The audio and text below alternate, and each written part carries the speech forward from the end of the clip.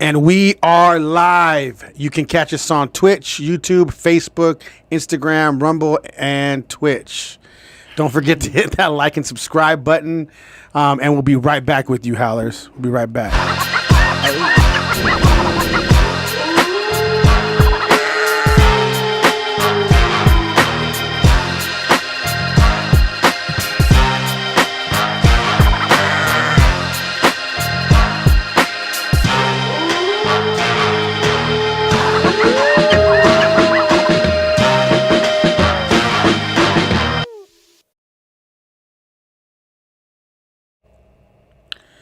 How's over Baz? I'm Jacob Casas, and this episode is called Empowering Success.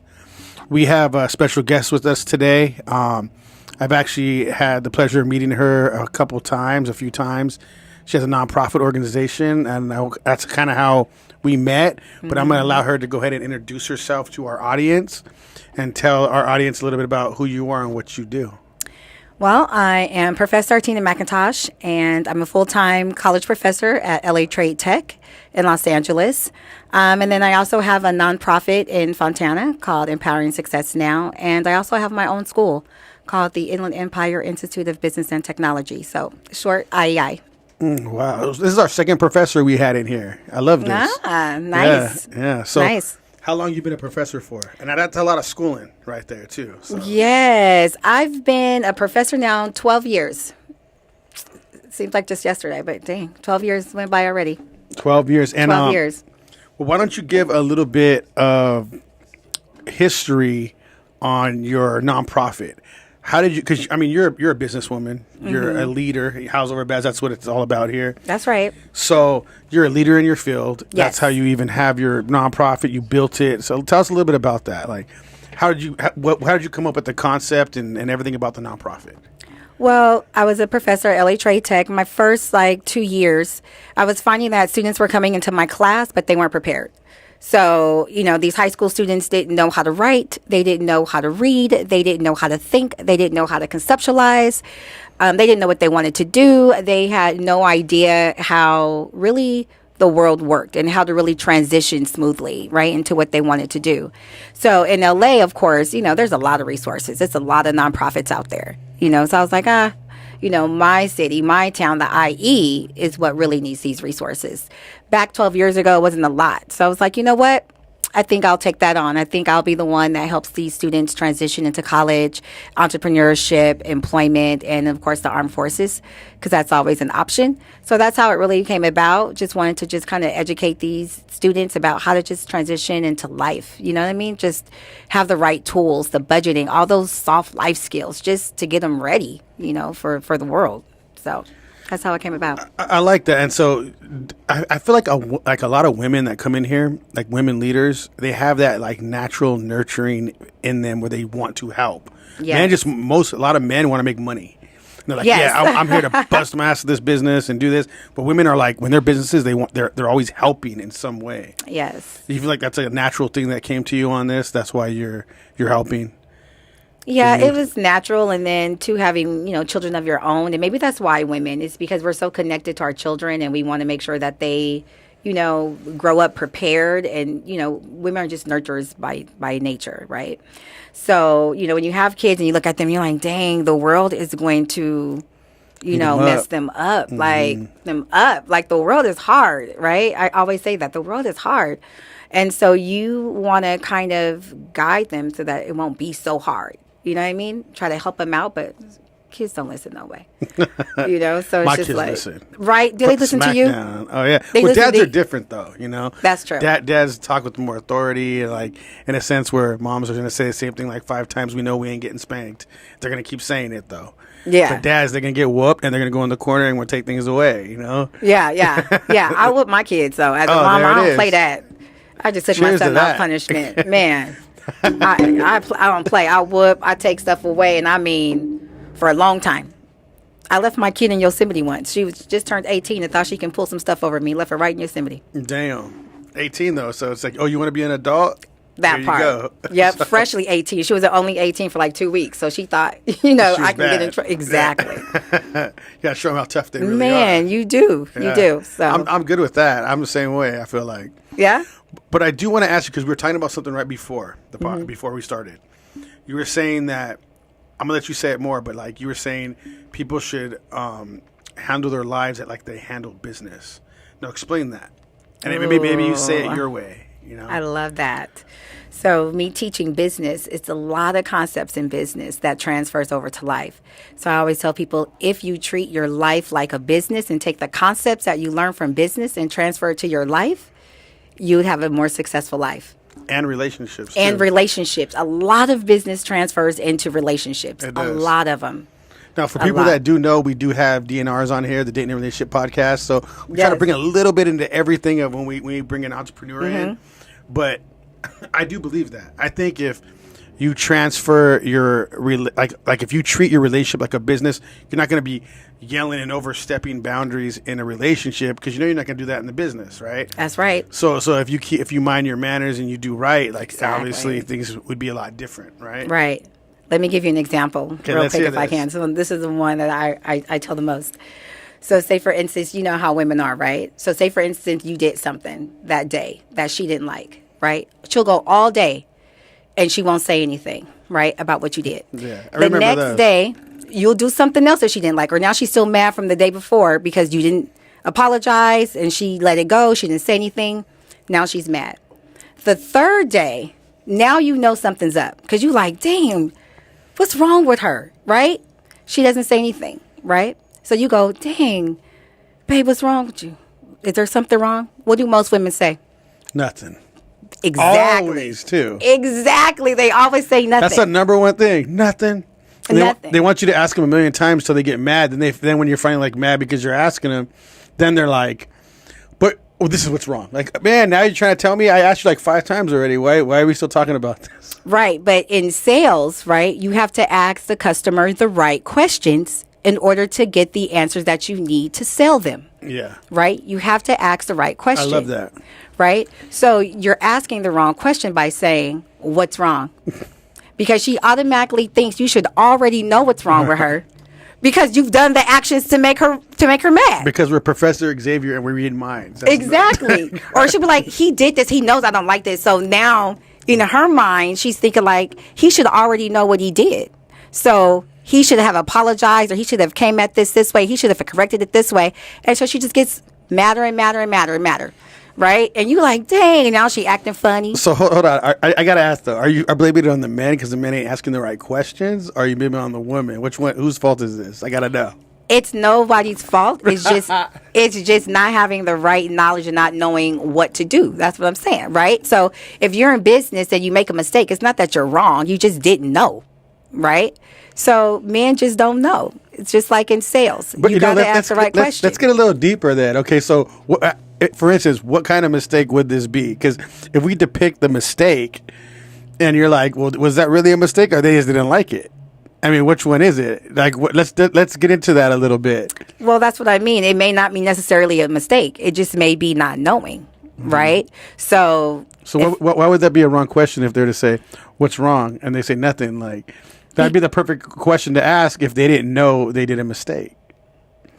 maybe. Boom. No. Mic drop. Mic drop, but no, because I want to put it in the right context. It's because you say what's wrong, right? Because you know something is wrong. She wants you to know something is wrong, right? So then why does she say no is the question, right? Why does she say nothing, Yeah, why? That's what I want to know. right? Because you didn't ask her the right question. You didn't ask her the right way because she's going to be like, "Ugh, nothing. Ugh, I can't believe he doesn't know what he did. He's so stupid. I can't believe this. You know why too though? Because a lot of men are going to pretend they don't know because they don't want to get into it. We don't want to have a conversation about that, or like. So I might be like, "What's wrong? Oh, nothing. Cool. All right, let's go back to business." You know? Right, but then why ask? Because it's like they want you to ask. We already know you want us to ask you like a million times what's wrong. You know what I mean? So and then for even deeper into it, we know we're trying to get some later. So of course we're going to ask just to make sure that everything's a little straight on that part. Yes, but okay, hold that point. Okay, so if you ask her what's wrong and she say nothing, and it's like, right? Okay, cool, you whistle and you go off. But she's still mad, so you ain't getting none. That's what I'm saying. So let me show you how you get some. Let me show you how you get some. Let me show you how you get some. Right? So you got to ask the right questions, right? So in sales, it's the same way. You got to ask the customer the right questions so that you get the right response to come back around and slam dunk and close them, right? Okay. So the question you should ask, right? You can frame it a couple of ways, but you could say, hey, I noticed that something's wrong. Is it something that I've done in the last day or two that is making you feel, right, in a certain way, or that has upset you? Now she has to answer because you've asked a particular question. What if she still says no? I'm fine. I feel like there's a lot of them still going to say that. No, because then she'll be like, no, because now she thought, oh my God, he doesn't know what he did wrong. And she'd be like, well, you didn't know what you did the other day? No, I don't know what I did the other day. Please tell me. Because whatever it is, I want to correct it. I want to make it right. She'll be like, well, oh, okay. Well, when you did this and this and this and this and this, and you know, you had your friend come over and we were supposed to go out to dinner that night and you didn't even say that he was coming over. And then the next day you were supposed to call me at lunch and you didn't call me because you were on the phone with that friend. And then now she's venting. Personal right here. There's a personal experience. No, I'm making all that up, right? Right? I just know women's, right? Because you know you invite your boys over. Y'all supposed to go out to dinner. And now she mad. You know, and you like, I didn't even do nothing. Jimmy came over. He just, you know how Jimmy is. He just stopped by. Yeah, but you didn't tell Jimmy that you had plans. Okay. But, you know, you just oblivious. You like, hey, you playing video games with Jimmy, y'all kicking, talking business, whatever. And she's just mad because you didn't even say, hey, Jimmy is here. You mind if I take you to dinner tomorrow night? Or, you know, or can you just wait? Give me 30 minutes with Jimmy. Let me get him out of here. You just let Jimmy in and start talking, and y'all just forgot about, you know, her, and now she mad. That's all. But now she'll tell you because you asked. What did you do that could have made her upset? And then if you didn't do anything, and it wasn't you, she'll tell you, oh, that Melissa girl at work, she just pissed me off. I'm so sorry. I didn't mean to take it out on you, but then you'll find out that it's Melissa's fault. But wouldn't it be better if instead of like creating like a ripple going down, just say, hey, you know what? I do have an issue with your friend Jimmy coming over. I thought we were going to dinner. And then boom. Perfect example. What if the girl said that? You know? That would be great because guess what that's called? Communication. There you go. That sounds 100 times better. I love that. I'd be like, well, damn, give me that at least so I can know what's up, you know? Exactly. So if she knew how to communicate, right, like we teach in business, you knew how to ask the right questions, then it would have all been resolved. It would have never gotten to a point of where it exploded, right? She wouldn't have been mad. You would have got some. Everything would have been great. You know what I mean? So again, it's just, that's a simple thing as communication. Yeah. So you think that if you handle yourself in business like you do in relationships and in life, you know, things would be a lot better. I think that too. I've actually been thinking about that a lot lately. So it's funny you even said that. Really? Because you're not going to be hollering and yelling at a workplace when you have a disagreement. And you're not going to, you know, step over boundaries. So why did people think it's okay to do it at home? With the person that you supposedly love or really care about, but you're treating them the worse than you would even an employee or people, your colleagues around you. Mm-hmm, exactly. So that makes a lot of sense to me. Right. And but people have to know about business, though. If you don't know about business, then you can't treat your relationship like one. Like, one is very simple. Never discipline an employee in front of anybody else. You always discipline an employee in private. Mm-hmm. So if you're dating someone, then you never put your man or your woman on blast in front of anybody else, right? You take them and you talk about it behind closed doors, right? Yeah. Two simple concepts, you know. So are you? Can I ask you? Are you in a relationship right now? I am not. Why did it pause a little bit though? I am not. It's in the fact of it's Situationship? it's a situationship. So we had this discussion on the show, the DNRs, right? Yes. Can I ask you a question? Yes. What is the difference between a relationship and a situationship? So for me, it's trying to figure out if I'm going to be in that relationship. But I'm expecting when that person says, okay, I'm working towards us being together, then I'm expecting a certain type of standard from you, right? And then you're going to get a certain type of standard from me as we see if we're going to go into a relationship. But do you know that a lot of situationships never turn into relationships? A lot of them don't. So can I tell you something? Yeah. You know the difference between like how we look at that? Mm-hmm. There is no difference. It's a change of the word, so you can keep doing what you want with that woman until you're not going to want to do it anymore. There is no difference. That is a relationship at the same time, but it's the relationship that you want to deal with it in. So you just change the wording up so you can still handle what you want to handle with her and move on to the next if you want to. So there is no difference. There really is no difference. Well, I call it a situationship, or should I say complicated? Now, see, that's what It's I'm all the trying same, to, though. It's all just different words. Because the decision is on me right now. So I guess that's why, So what I mean? also Just you're trying to the figure- player over here. Nope, What's going on? nope, not me. It's just deciding on, okay, so you messed up. Now you want this, right? Now you realize, and now it's on me to decide whether I can now learn to trust. Is this And man a business owner? he is now trying to be a business owner, but he's, I don't know, he's an artist type of person. Like he's a writer, Creative person. creative. So on that side, Are you creative at all? Only- Are you more in business like savvy? my creative side is dancing. Okay, so you are creative. So it is good. It's still a good mix because creativity. I feel like you gotta have both a little bit of creativity to mix, because creative people are a little different. Exactly. So if not, like when you're strictly all business minded, it's hard for creative people and them to mix up a little bit. True. So yeah. Yeah, and I'm trying to get more creatives to think more business because they get screwed so much. Yeah. They Yeah, don't. they do. They don't look at contracts right, or they underbid themselves, and it's just awesome. I'm trying to get them to be more business minded and to handle their creative side like a business. And that's true because, I mean, we get rappers in here. They look like they are rich and they're doing big things. And they come on here, they have hundreds of thousands of followers, and they're sleeping in their car. I know. So I know that's what's really going on. I'm not saying that about them, but they're getting screwed in business so bad. And they have no one representing them right because even those people want to screw them over to get the money. Exactly. So no matter what, they're just getting screwed over wrong. Exactly. Yeah, and I think that in reality, if you handle business correctly through all the way through, there's more of a longevity in business with you too. So you're actually going to make more money than screwing somebody over. Yes. People don't understand the power of that. They just don't.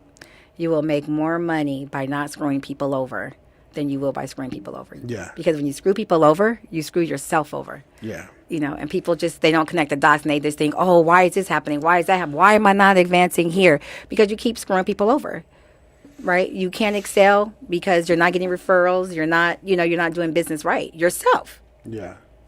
So you won't sustain. And how important do you think it is to conduct yourself, as a businessman or a businesswoman outside of that? Do you feel like you're in the public eye a little bit more because you're I guess I am too now, but I don't look at it like that because I don't really care. You know what I mean? Right, yeah. But I feel like you're in the public eye, more of a professional public eye. Yes. I mean, Yeah. you are. I see you with the mayor. You have Yes. different connections. You're involved with the city. Yes. Tell us a little bit about that first before we go into that. Well, I'm a part of the Mayor's Education Coalition, or now we're calling it officially the Fontana's Mayor Education Coalition. And that is a group of educators, superintendents, school board members, and trying to bridge the gap between students and business and education. So bridging all of those gaps together. So, helping students to identify careers and help them, learn about different industries, And that's such. So that's been really cool. How hard is that right now, knowing that AI is taking over so much stuff? Have you had to like switch your curriculum around a little bit with that, or how does that work? 'Cause I know that it has impacted so many businesses. Well, you know what? I have been totally against AI. I have been. I ain't gonna lie. I've been totally against it, but I'm starting to come around because it is and can be a value. It is, yeah. Especially for businesses, and especially for students. As far as my students are concerned, we have now AI checkers because AI is still generating, but it still can be found on the internet. So for my students, I tell them you can use AI to gather ideas, but that's it as a guide. You know what I mean? And businesses should do it as the same. Yeah, I mean, I utilize AI so much. Yeah. I feel like if you, all the time. Really? If you don't utilize AI, you are going to be left behind. Yeah. You are. It is the future. It is what it is. And in a couple more years, it's probably going to even be bigger. Mm-hmm. But right now, from emails to scripts, I mean, just so you know, movie writers, they're getting fired because AI is writing scripts now for movies. They are. So the only jobs right now they're going to be available, I really believe in a couple of years, is going to be trades. I go to a warehouse because I have my own business, Fix It Diesel, and we work on trucks, on rigs. Yeah. Well, when we go to the warehouses, to some of these places where their rigs are at, there is one person in a whole warehouse, and the machines are doing everything in the warehouse. What? It's empty. So AI, there's going to be less jobs for warehouse workers. There's already a few McDonald's that have just machines bagging everything, making the burgers. And I don't like that. I used it once. But the only thing is just like in politics, if you don't like the president or you don't like the politician that they have in place, and there's nothing you can do about it, he's already in place. You got to utilize what is there already for the benefit of your business or yourself. Exactly. So that's what I do. I use AI. Everything that my production teams use is AI too. We have to use AI. It makes everything a lot faster. It does. Things are moving quicker, and you'll be left behind because, let's just say doing one clip for this show takes literally a whole entire day to do one clip. Wow. AI generates 40 clips within 10 minutes of this show. What? So AI is the future. It's the way to go. But in mechanics, AI cannot. They don't have AI in a robot that's able to diagnose and fix a truck, or do plumbing, or do electrician. So there's certain jobs that are mostly trades, hands-on, that they're not going to be able to do. And eventually they probably will, but that's going to be way in the future. So right now I would look at that. That's why I'm saying, has it changed for you guys for having to help find jobs for them? Because right now those careers that people want to do, a lot of them, they're going to have to either utilize AI for that career, or they're going to have to do a trade where AI is not really involved in it. You are absolutely right. You're right. But right now, AI is still in its infancy, and a lot of businesses don't even know how to utilize it to their advantage. Now, once that happens, you're right. Jobs are going to start depleting like crazy, right? So even my job, right? So I was reading something, and it figures out if you're going to be broke, right, in your retirement, or what's your income going to be in retirement based on your job, your age. I put everything in, and it said that my job will be obsolete by the time I am 60.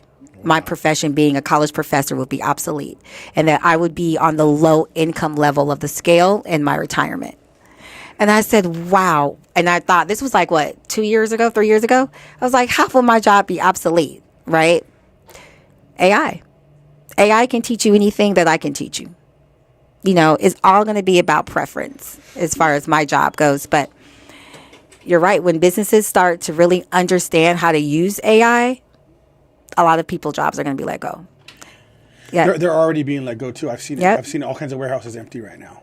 Well, yeah, and they used to be full. They're all empty. They have one person there that manages the whole thing. Well, there's like all assembly lines. So my sister is a truck driver, right? And she said she went to a warehouse, and there was nobody there. Everything was done by robots. And it took it went and got the pallet, took it, transported the pallet, got to the truck, picked it up, put it on the truck. She was like, there was literally no workers. It was all robotic. Yeah. And I was like, that's amazing. That is. It is amazing. It just shows that there's going to be different jobs. We don't know what they're going to be yet, but they're going to be different jobs because people are going to have more time. I mean, you got to remember the 1800s when refrigerators and washer and dryers and all that stuff came about. Yeah. People were like, well, what am I supposed to do now? Yeah. Why are we going to let that take over? What jobs am I going to do throughout the day? Fix them. They found other things to do and fix them. Yeah. Yeah, fix them. So there's other things that will come, and it's just part of life. We're gonna have to figure that out. But I really do believe trades are going to rise up again. Oh, yeah. Like there's gonna be a lot more plumbers because there were so many of these mechanics and plumbers. Like I had about 30 people's applications on deck at all times for mechanics when I first started this business. I'm looking to get one or two. I'm talking about at all times. I'm looking to get one or two now. I know. Tell me about Nobody it. wants to work. I'm Tell sure you me see about that. it. Oh, my gosh. Let me go back to one point that you mentioned, though, about what jobs, as far as AI, like you said. Now jobs are available to teach AI. So one of my friends' jobs is to teach AI. Like what is it? That's what is it teaching? crazy. It's teaching AI how to answer like a human.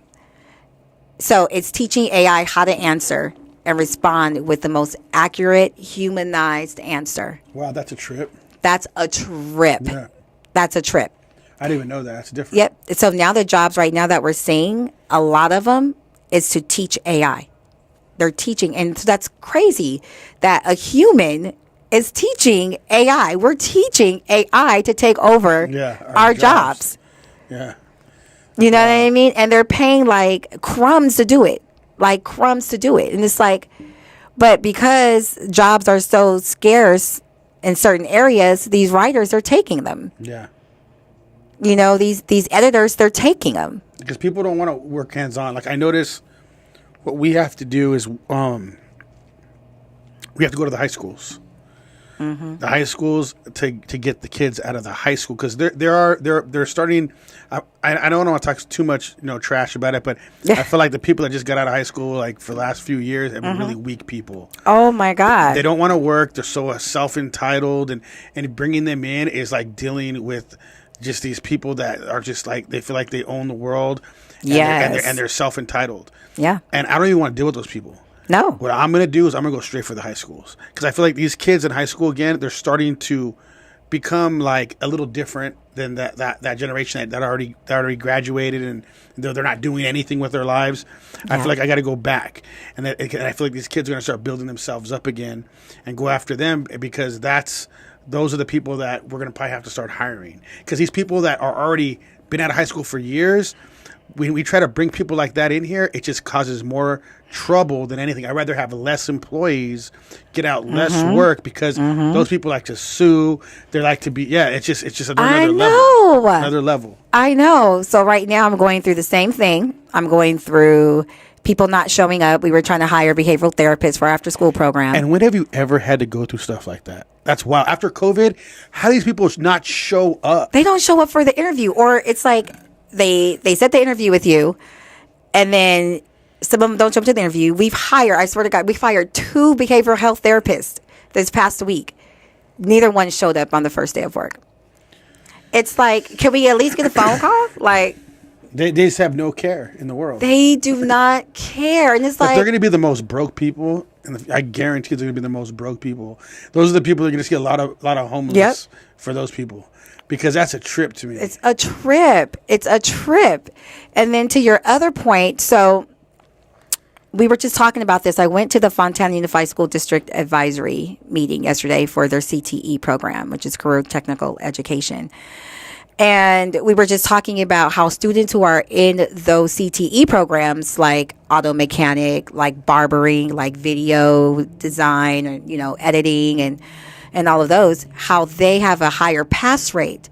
One guy said, well, exactly what you said. These new high school students, they come in to work and they feel entitled and they don't want to do anything and they have these certain type of attitudes. And the data that she shared was like, no, people who are in the trades, in the CTE trade programs, they're the ones doing things. They're the ones that's graduating at a faster rate. They're completing. They're coming out with knowing the skill, and they're coming out going straight into jobs. And the young man that helped us yesterday, that showed us around the the TV newsroom, right? They do it for Rupa Hills. They do like the video editing and movies and writing scripts. They were writing scripts yesterday. This guy was in high school, but when he showed us around, you could have sworn he was at least a 5-6 year professional. He knew his craft. He knew those cameras. He knew the equipment. He knew the software. And I thought he was a working professional. He was like, no, I'm a student here.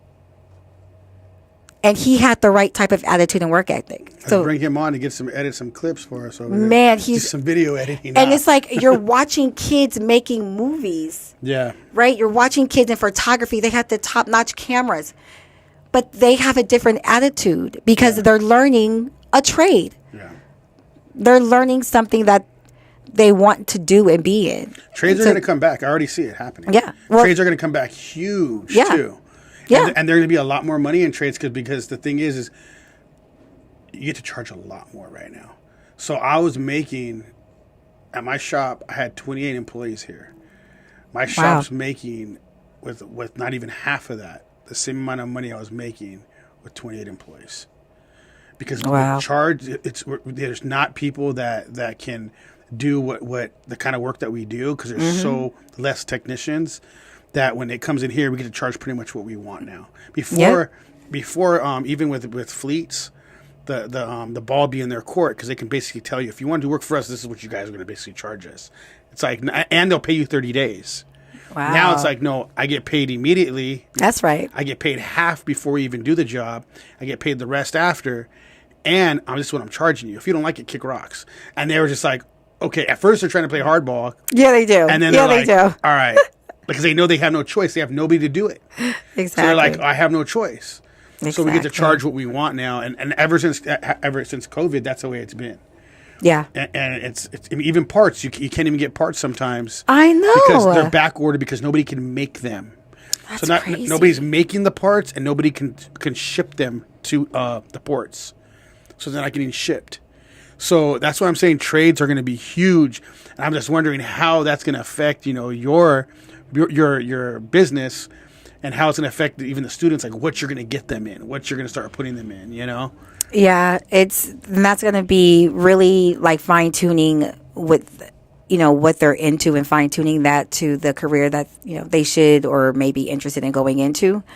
And then, anything that is, anything that has to do with thought can be generated with AI. Yeah. So any type of jobs that you just have to think, generated through AI, no, not that just not says those. A lot about what that generation is going to be, But I do see this generation in high school right now. My son goes to high school, and before I was seeing them just like weird.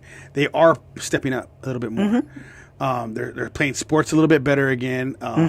They're trying to do better in school. They're doing it's almost kind of going back to where it was. It's not anywhere near, but it's better right now. The only thing I do trip out on is what they're teaching them in school has nothing to do with life right now. So that trips me out. I'm like, why are you teaching this math? Why are you teaching that? Why don't you teach them taxes? Why don't you teach them stuff that would actually help them in life? And then now there's hardly any men going to colleges. It's almost all women for like usually psychology, things like that. But it's because men go straight into a job, or they go into owning their own business. That's true. In the state of California, it's so expensive to live out here. Even to have a regular job, you can't make no money. So you have to have your own business, doing your own thing. That's what I preach. Or they got to move out. And that's what I preach. And that's always been my motto. I've been a small business owner for 30 years. And like I tell my students and anybody that will listen, so if you make $3,000 from a job, right? That's what you get paid a month. Then why can't you make that same $3,000 for yourself and work for yourself? Right? The effort that you're putting into that job is the same effort that you can put into owning your own business, right? And then now you're working for yourself. And I guarantee you, now you have the ability to make more than the $3,000 that job is paying you. Well, the thing is this though. This is where I see as a business owner and actually doing podcasts with all kinds of business owners. I'm learning so much, right? This is where House Over Baz comes in. Leaders over followers. This is where the sheep come in. That's right. Is they don't have communication skills. That's what they should be teaching in school. sales. Every business, you're selling yourself even when you walk into a job for an interview. That's right. So you're no matter what, you're selling yourself to a woman you're trying to marry. Man, you're selling at all times. Exactly. Your whole self. That's that business in life. But they're not doing that. And so they don't know how to sell themselves. So they don't know how to communicate with other people to start their own business because they don't want to have to do that. It's too much for them. But that's a lot of the world. That's a lot of the world. I mean, most of the world's a herd. And that's why business owners are a small percentage of the world. But at the same time, we need workers, so it all works out for us at the end of the day. But that's what we're going to be seeing. It's just going to be, you're either going to have to move out of state of California or you're going to have to be a business owner because it's too expensive to live here, out here. Or you'll be like Riverside where there's bums everywhere, Yeah. It's kind of like that's where we're at. Yeah. So back to your point, to tie all that in, back to your point about the students not being taught those skills, right? And even business owners. So that's the thing that I've been trying to conceptualize to get my mind around and say, okay, this has to stop, right? And no one should have to go to a community college or a four-year university, right, to learn these skills. Yes. So where can a person go that's really quick who need these skills? Where can they go? Where can an employer send an employee who doesn't have those skills, right? But they want that employee to have them, right? Where do they go? I have no idea where to go right now on that. Exactly. There is no place to go. Exactly. There should be. And then the people that do have those skills and do that, they're usually rip-off artists. I know some already, actually, that we've had in here. And they're selling a course like that, and they're just screaming on stage and all that, and it's thousands of dollars, and they're just basically ripping them off. And then it gets, it gives them a bad taste in their mouth about that whole entire thing. But it has to be taught correctly. Exactly. So that's where my school was born. So I have a school. Really? Yes, I do. For selling yourself, how to sell. That's really cool. Yep, it's a school. My school's called the Inland Empire Institute of Business and Technology. It's the school side of the nonprofit, and that's exactly what we do. We teach all of those skills, the skills that the high school students need to know, the skills that adults need to know, the skills that the employees need to know. It's called the 30-day digital skill badge. So we call it the Skill Up Badge Up. And we have classes like business communications, professional and personal etiquette. We have Microsoft Word. We have career development. We have financial literacy. We have public speaking. We have sales. We have marketing. We have social media and digital media, right? And we're adding classes. And they're 30 days long, 1 or 2 days a week, with an actual instructor. So it's instructor-led, quick 30 days. All classes start on the first of the month. All classes end on the last day of the month. And right now, because of all the grants we received, shout out to Microsoft, thank you. Their classes are free right now.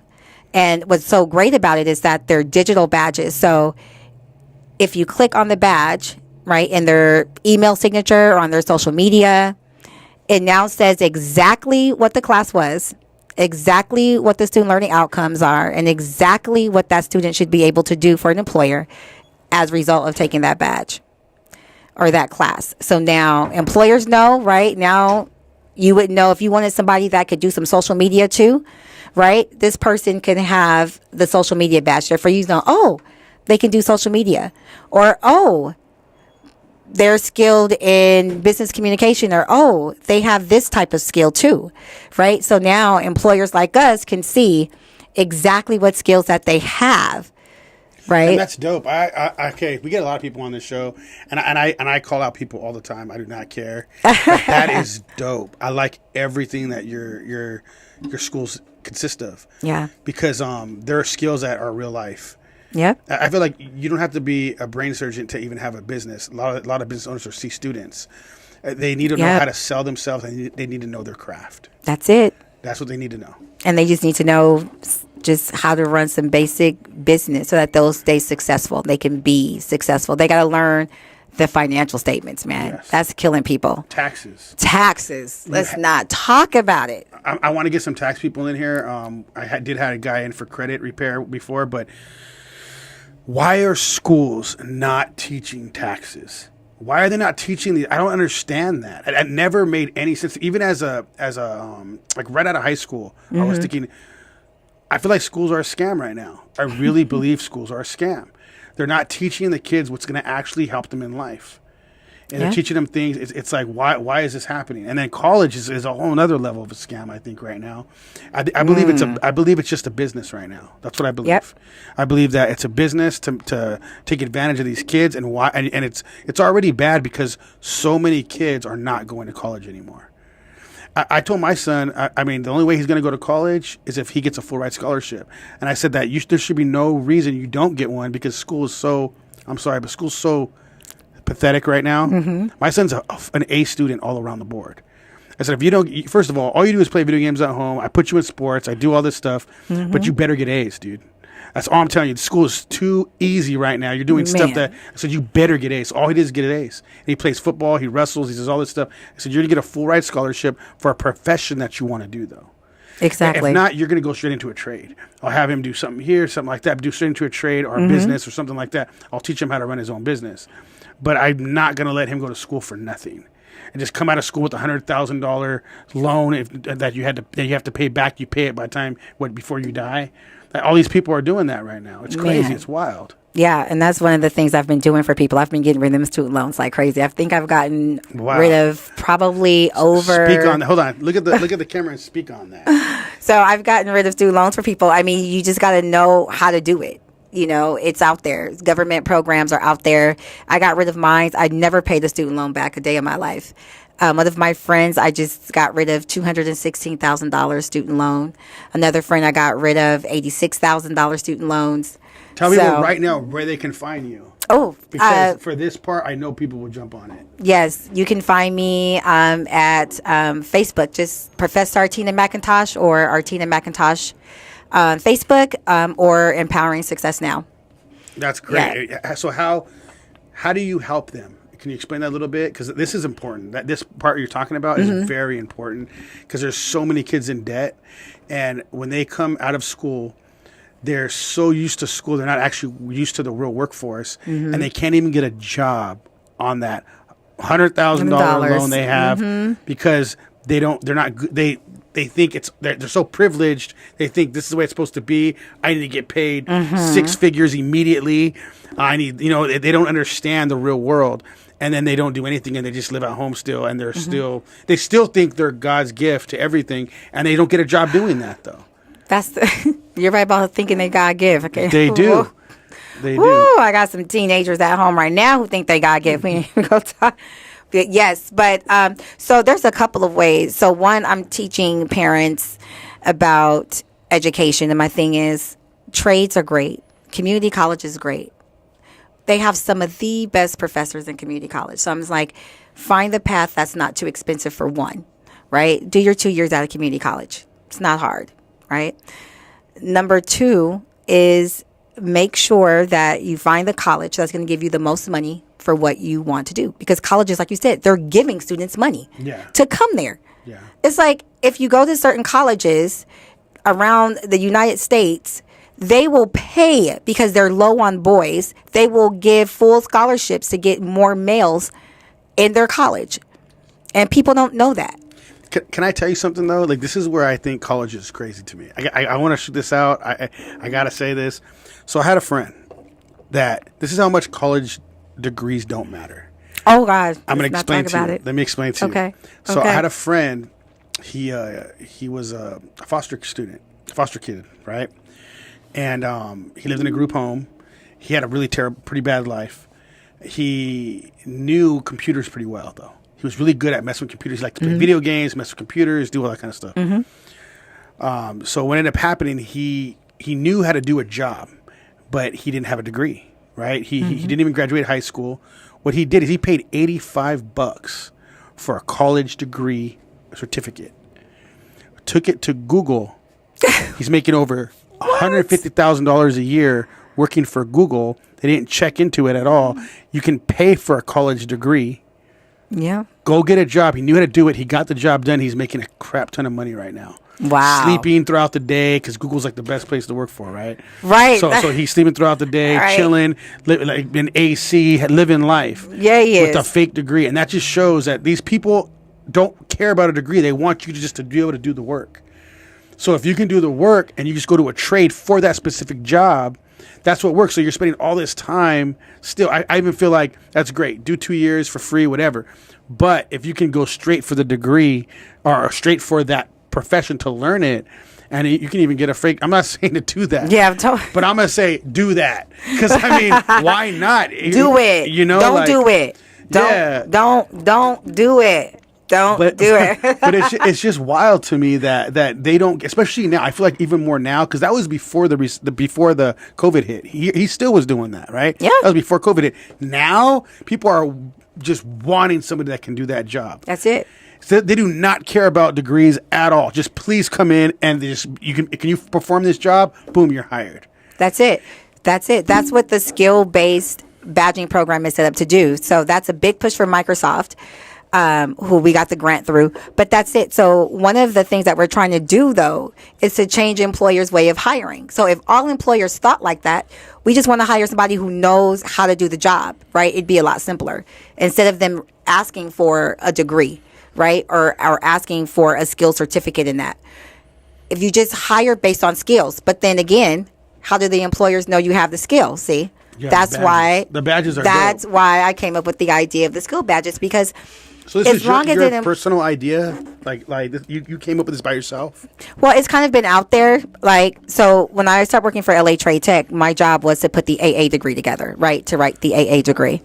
And so when I was writing the AA degree for entrepreneurship, I'm like, students don't need an AA degree in this, right? They don't need an AA degree in entrepreneurship. Half the time, students don't need AA degrees or degrees for any of this. But it shows an employer that they think you have the skills because you have this degree, right? So as an employer, if I have a business degree, you thinking, oh, well, she must have good communication skills because she has a business degree. Oh, she must have good marketing skills because she has a business degree. Doesn't necessarily mean anything at all. Like you said, how do you know if I have the skills that you want? Yeah. Right? So hire based on skills versus degrees. Because if you're a college professor, I'm a college professor, and we're teaching the same topic of business, right? Introduction to business, say. That's the first class, right? For Yeah. business. There's topics in there that I may cover that you don't. I may teach it differently than what you teach it. So that student is going to walk away with two different takeaways if they take our classes. So if we both have business degrees, right, how does an employer know who to really hire? Right? How does he know what skills we have? So that's why the skill badges come into play, because now it can say exactly the skills you have. So therefore, if you don't have a degree, fine. You have all the skills I need for this job. That's it. Yeah. I'm going to hire you. Or you can hire a And business we're person. forced to do that anyways now. So your badges will help Yeah. a lot because we're already kind of forced. Like, okay, how do we know? I mean, if it was me and they brought this to me, I'd be like, oh shit, this is cool because already you don't know because you don't know what you're getting because we get kids straight out of the schools that don't know anything. So if they had something like this would actually make way more sense to me as me for hiring. I don't care about any of that other stuff. I know other businesses might, but I feel like they're forced to not anyways now. 'Cause Exactly. everybody in business right now that I bring on, that's their biggest problem is hiring right now. They cannot get employees. They cannot get good employees. It's even worse because you can't even get employees. You don't even have people lined up. Not like you used to. And it's even worse now because, I mean, look what happened. McDonald's is paying people $20 an hour now. So all these people that have smaller companies that maybe have like a Juice It Up type thing, right? They have Oh, I one. was going to buy one of those. Yeah, see, like I have a friend that has one. And guess what happened? He doesn't have a certain amount of employees. But the only thing is he has to either pay them $20 an hour or he has to go in and just basically try to find people off the streets that will work for him. Because now these people can go to McDonald's and make $20 an hour. What's the point of them staying? Because he's paying them minimum wage, and they're like, no, they already told him, if you don't switch us to $20 an hour, we're gonna leave because we can go work for McDonald's for that now. So all these small businesses have no choice but to get shut down now. So you know what? So let me tell you what I've been telling these people that's been coming at me like that. Let me tell you something. I said, yeah, it's $20 an hour, but let me tell you what they're going to do. It's $20 an hour for 5 hours a week. What they're going to do is they're going to cut hours back on employees. So it's not like you're making $20 an hour for 30 and 40 hours a week. Let's get it straight. You're making $20 an hour for maybe top 10 hours a week. What they're going to do is, and what they're doing is they're putting more on the managers who are getting paid the higher salaries, right? And they're lessening the hours of everybody else. So when they say, well, I can go to McDonald's and make $20 an hour. I said, let's talk about the check though. At the end of the 2 weeks, you're going to go to McDonald's and make a $200 check. At the end of 2 weeks, where you work for me, you're going to make $1,000 check at the end of 2 weeks. But I'm not paying you $20. I'm paying you 18. Yeah. But you're going to have 30 hours, you know what I mean, or 40 hours to work. Yeah. At McDonald's for 20, you may be lucky to get 20 hours a week. Well, what they're doing, though, they're trying to shut down the small businesses by doing it. Mm-hmm. They're just trying to shut them down. They want the big corporations to win, and you got to figure out ways around this. That's what it comes down to, you know. And it is hard. I feel like you got to downsize a little bit, build, and that's why my mind's thinking differently with grants and different things like that. You can bring more things, and you can pay these people more money, but you got to get income in somehow. So you got to learn different parts of business. If you don't roll with the punches, then you're just going to get stuck, or you're going to be left behind, or you're going to lose your business. Yeah. So you have to figure ways around it, and you seem like you are. You're getting grants. You're doing things. I mean, yes. Thank God for the grants, yes. And I was a nonprofit that never wanted to base my nonprofit on grants. I never wanted to do that because the grant funds fund a particular program, and then 3 years later, when a person really needs the program, then it's like, oh, we don't have it anymore. We don't have, that grant went away. So it's just like, what's the point of having the grant for a particular program, and then in 3 years, it's gone. Yeah. And when people really need it, it's not there. You know what I mean?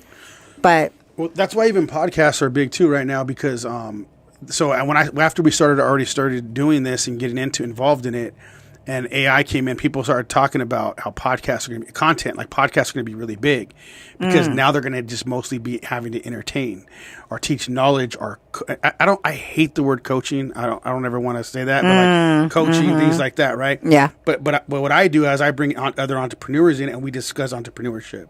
That brings a different light, I feel like, than coaching and doing all this weird stuff. You know what I mean? But that's what I'm trying to bring. But like, I got involved with another person. Shout out to Brandon Boyd.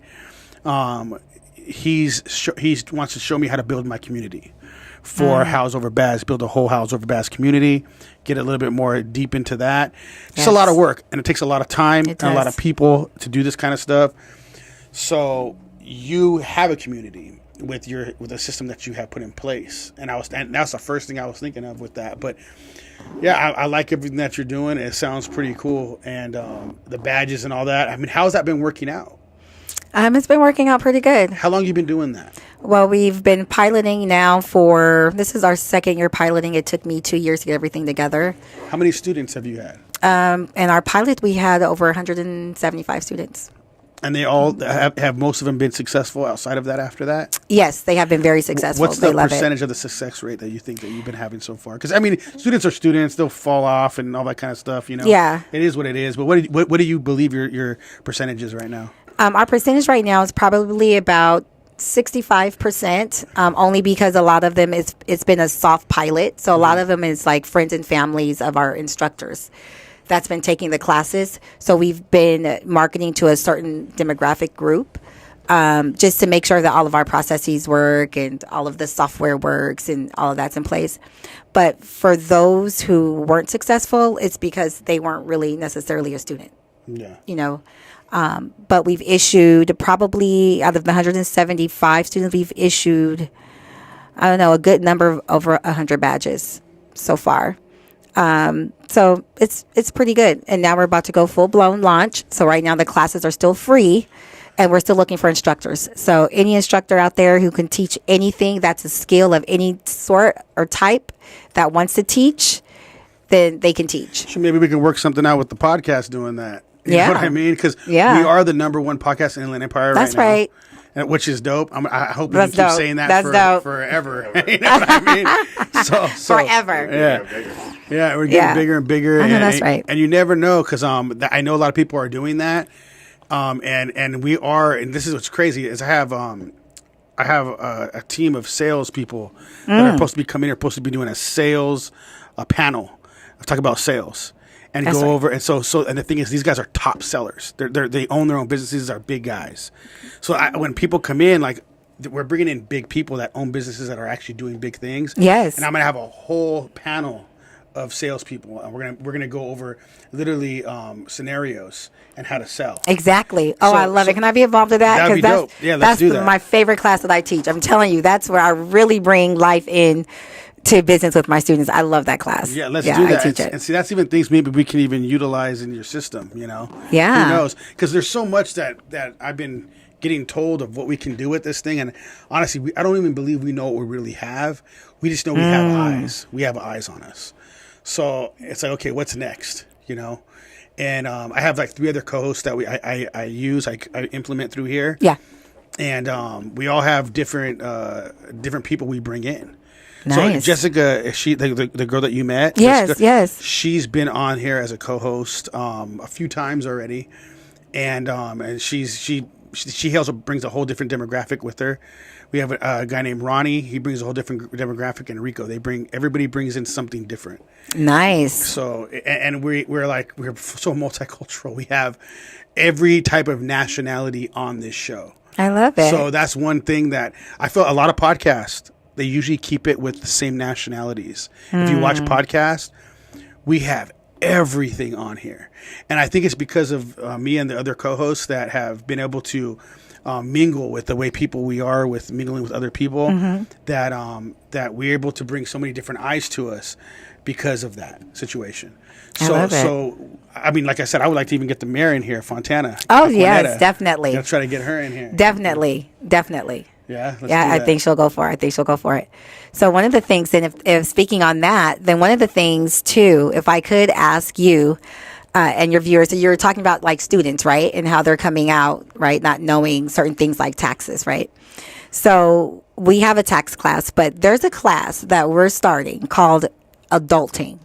So I'm trying to get all the feedback from us adults out here to figure out what topics should be taught in that class to teach kids just about adulting, just being an adult, right? So if any of your viewers can chime in or, make a comment somewhere about what is it that you would want the younger generation to know about adulting in every aspect, relationships, work, life, friends, just anything, about adulting. Finance. Okay. Yeah, finance is Yeah, finance, but we have that. So, but like, what else? Like my daughter, for instance, right? Got a car, didn't know about insurance. She didn't know about tickets. She didn't know that she had to take care of them. Her thing is, I just let them sit. She didn't know what the repercussions of not taking care of just a basic ticket. Yeah, you know what, that is true. So So I actually I moved out of California for a little while. I was kind of a troublemaker, and I got shipped to Utah for a little while, and Utah their education system was great. In the place I was at, the teachers literally cared about you. Like out here, I feel like they didn't care at the time, Right. But I had to do this class called adult roles. Ooh. So they really I like got in. it. I even had to get married in the class. That's what I'm talking about. Like legit get married. They had me propose to the girl and everything. I had to get married. It was wild. And I was like, I had to learn. Like they did teach a little bit about taxes. Nothing like they should have, but they did teach taxes. They taught you the little things. They were teaching you like how you need to how to put gas in your car, all that kind of stuff. And people just don't even know that. That's adult roles class. Yes. So I mean, I feel like I'd even be able to bring a lot to that, just because simple fact is, I kind of went through a whole class like that, and I thought it was kind of weird, but it was the elective I got stuck with.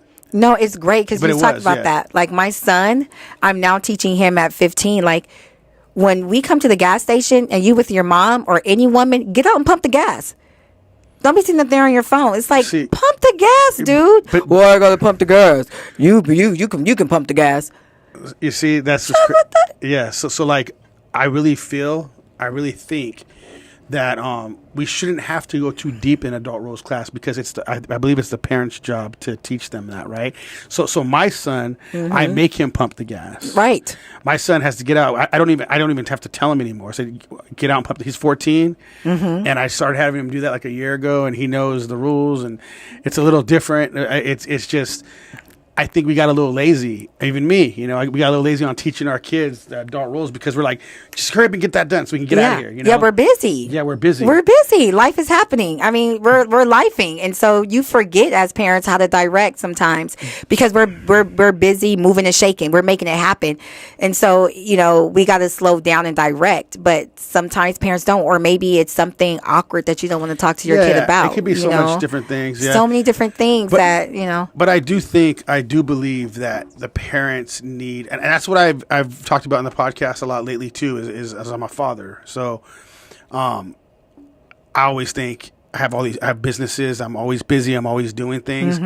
But I literally just decided about almost a year ago to really focus on my children. So I'm putting like major focus on them and making sure that they're prepared because they're only a child once. Once they grow up, that's it. They're grown up. The world has them now. So you gotta really, when you let them go into the world, I really believe they need to be ready, and up to the little things. Very little things. The little things develop into huge ordeals later. I mean, yeah. So that's what I'm doing with my children right now. Me too. As I'm really focused, I sit there and I listen to them speak. So when I come home, and even though I want to chill and relax and things like that, I know my son wants to speak to me about everything that happened to him throughout the day. So I let him unwind for a minute, and then I know he's going to come to me. So if I'm watching TV or whatever I'm doing, I make sure I stop what I'm doing. Exactly. And I pause everything I'm doing, and I sit there and I listen to him. Yeah. And I interact with what he's saying, not just listening, but yeah. I interact with what he's saying, so that, and he knows when I'm not listening. He's like, Dad, remember, because my mom actually taught me that. Because one time, and I said this before on the podcast, but I feel like I need to say this again. Like, my mom goes, one time my kids were over. My mom was over and my kids were there, and my son's telling me stuff, and I'm just like watching TV, listening to him. Like, okay, my mom's like, we can cuss on this podcast, just so you know. Oh, so okay. So my mom goes, she goes, put the fucking remote down and listen to your fucking kid. She tells me just like that. And I laughed, and she goes, do you think I wanted to hear about Batman and all the superhero shit when you were growing up? So no, but I stopped what I was doing and I listened to your shit. So you're going to pause and listen to what he's saying. That's right. And so I'm like, shit, you did do that. Like, I forgot you did listen to every bullshit thing that was coming out of my mouth that I was into. So I sit there and I listen to him talk, and I try to get involved with what he's talking about. No, we have to as parents. We have to. Like you said, it's supposed to be us. So, just even little things. I'm trying to teach my son how not to be one of those men that the women say, he ain't, you know what I mean? Or you don't he's that. He's stupid or he's dumb. I'm trying to I don't want people to say those negative things about you. So let me teach you because I hear it. I know, especially as a woman, what's so even just about women and about life and how to handle friend relationships and you know what I mean? Just stuff that kids don't really know anymore. They don't know anymore. Now it's crazy. Like it's nothing like we used to because we're so much on the phones and fast life and doing all this stuff. But back then, like we didn't have all that, so we were paying attention to everything. Exactly. So hopefully that's what that adulting class will do. So it can tie up some of these loose ends with these young people coming out of high school and can like transition into life with more of an adult sense of mind about some stuff. So hopefully they'll. The adult roles class, I mean, it was still available even when I was younger. So obviously it needed to be. So I'm sure it needs to be more now. You know what? You just brought back a memory for me because I had a class. I don't even know what it was called, but we had to carry around a baby. Yeah. A baby doll, like it was a baby. Yeah. I don't even know what that class was called. It's probably like adult skills, adult roles, something like that. Something. I remember something like that too. Yeah. I don't remember them having that kind of stuff out here. I remember like out of state, other people doing stuff like that though. Yeah, I now remember that. Well, we're gonna have to have you back for the sales panel for sure. Definitely. And see how that rolls, because I mean, it's gonna be pretty crazy having all these top seller people in here that own businesses. Yes. They're a whole different kind of breed of salespeople, though. Yes, You know what I mean? yes, and I love sales. I love to teach sales. Like you said, it's so intertwined with life. That's where I pull most of my life examples is from my sales class. You know, going through those role plays with the students, and you know. That's cool. So you're down to come back for that one, huh? I'm down to come back. I am down to come back for that. Cool. What we appreciate you coming on. If you can look at the camera and just say "shed the sheep," shed the sheep. Shed the sheep. Yeah, that's I our love slogan. it. That's what we always. Oh, that's your slogan. That's the I slogan. love it. Yeah, shed the sheep. Shed the sheep. Shed the sheep. Yes, You want to yes. say bye to everybody, and you know what did you get from this experience? Just you brought back some memories for one. Also, just like you said, like where can this podcast go? Like to educate. You know what I mean? To educate people, and like you said, AI is coming, and just to have a connection with people and keep them educated. Because I always say, if you don't know, you're at a disadvantage. So people say, I'm not disadvantaged. Yes, you are. You're always disadvantaged at something you don't know. So whether you learn it from a podcast, you read a book, you go to school, right? Podcasts are still educational. And that's, I think, the biggest thing I've taken from this. Because I've never sat and listened to one or watched one. I just thought it was people talking. Mm-hmm. But it's also educating as well. Yeah. Not all of them are, though. Not all of them educate. Some of them are just talk, you know? Some of them are just talk. Right now, I'm like, I don't listen to that. I want to listen to people talk about their life and what's going on with them. But, you know, but from this experience, it's not just about talking. It's about talking and educating people. Yeah. Right. We appreciate you coming on.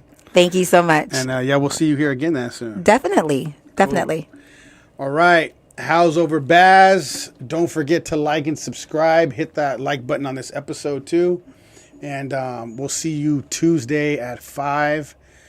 We actually have some power couples, 2 power couples coming in. So they're going to be some good episodes. So, yeah. How's over Baz? I'm Jacob Casas. We're out. Peace.